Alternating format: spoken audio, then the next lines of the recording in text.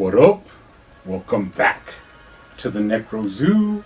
I am Bones, and in this one, we're going to take a look at the repaint I did to the McFarlane DC Multiverse The Drowned figure.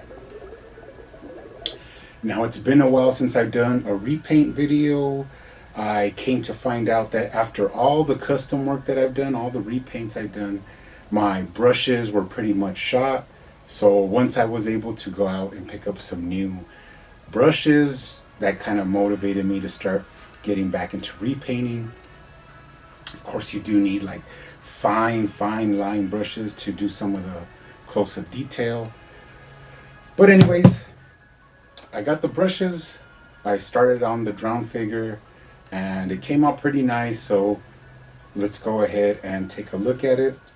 Now, of course, she does come from the Dark Knight Metal storyline, a sort of amalgam of Bruce Wayne and Aquaman, kind of. But it is a female character, Bryce Wayne. But she's pretty cool. I just thought she could use some touch-up because a lot of her plastic was just like one solid color. And there was added details that weren't painted in. So I went ahead and painted them in. So let's go ahead and take a look at her now. Starting off with the head. Pretty nice head sculpt. Now you could see on her cowl and with her monocle, she had like some straps that I went ahead and colored in black. I added a little bit more red to the monocle just to make it pop. And then I also added some really high silver, some shiny silver to the monocle just to make it pop out a little bit. I also did her eye. I added some pearl white to her eye just to make it a little bigger because at first it was like real squinty. So I just wanted it to be more prominent. Pretty cool little additions. And then I made her lips glossy instead of like a flat black. I made them like a glossy black. And then I did add a little bit of detail on the lines on her face and then on her scar side where she lost her eye. I added a little bit of red. Now I also added red to the cowl just to like highlight it. I learned a long time ago that when you look at something, it's not necessarily always like one flat color. You have highlights of different colors in everything. It's real rare that you get something that's just white and it's just white. But a lot of times it's white, but it has hints of like blue light in there or maybe some pink hue at the bottom. So that's what I added to this figure. Moving down, I did add the black inside of her medallion. That's like the bat symbol. I added the black because of course it was just like a solid gold. I also highlighted the chain like around her neck a little bit with some highlight, like a higher gold color. Pretty cool. Moving down to her corset, I added this like a lighter green to the top of it, to the border where her top is, just because it was all the same green color, so I wanted to, give it some contrast. And then moving down, like the stringers on her corset, they were just the same brown as her corset, so I wanted to give them like a little bit of pop, so I put some gold in there just to make them gold, just to give it, a little bit of flair. Added a little bit of high silver to the rivets. And then on her arms, I didn't do much except that on her gauntlets, I also added the same green that I did to her corset. I added like a highlight green just to give it, a little bit of different levels of green on her gloves instead of all being just one like dull green color. Moving down to her skirt that's made out of seaweed, I added tons of like little dark smears and highlight yellow. And this is mostly because if you look at seaweed, it has like tints of different colors. It's not just like one glossy green color. Pretty cool. Moving down, I didn't change the color of her tights at all, but when I got to the boots, I did paint them like a shinier black just to give it some different colors. Now I did get a lot of these ideas from like statues of the drowned, different other figures, and also from the comic book images. I just use all those things just to add like little details, little differences, just to make it more to my liking.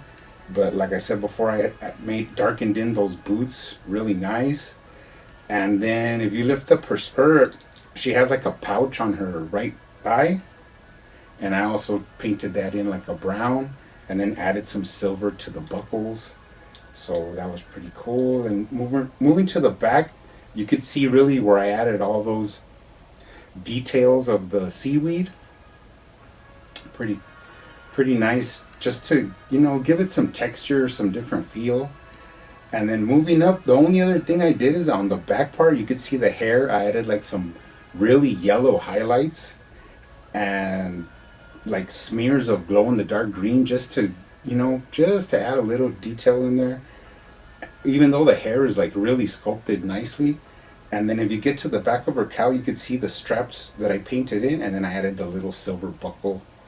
All in all, a pretty easy repaint, and this was just to like get my feet wet, because of course I'm not sure, I'm gonna do one of the two coming up next real quick. I'm gonna do either a Bizarro but in the traditional purplish colors, or I'm gonna do Gorilla Grodd but with like bone armor to make the skulls and the spikes on his armor pop a little bit. And then I might add like a tattered red cape. Just look for things that'll make that Grodd stick out a little better. But I'm gonna do one of those two. I'm not sure, but I'm gonna figure out which one, and then I'm gonna start working on it. But let's go ahead and bring out the original release of the drone, just so we could get a side-to-side comparison.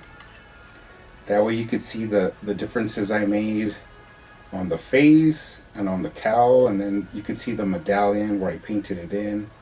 And then of course the corset sticks out a lot better.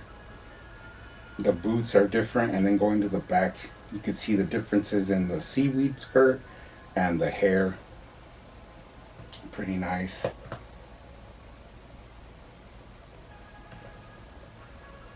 Now, another thing I did is, of course, they come with this trident, you know, and this one was pretty large, which is the problem. It's like really big, and then it's just a flat gold color. I mean, even though it is a high shiny gold, I thought it could use some pizzazz.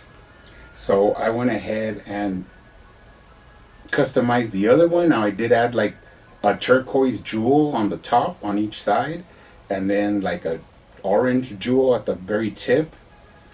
Pretty cool. And then I added some silver highlights just to give it, you know, a little bit different colors, just so it wouldn't be so bland. And then of course this does go in her hand. So I thought it looked pretty cool, just to add some, you know, fun little details there. But pretty cool. She is going to go on my custom McFarlane shelf that I'm going to start using. And then I will have, of course, the original unaltered version for my collection shelf. But anyways, guys, real quick video. Just wanted to get back into some custom painting. But you guys, stay safe out there. Keep hunting, keep collecting, keep customizing, and I will see you on the next one.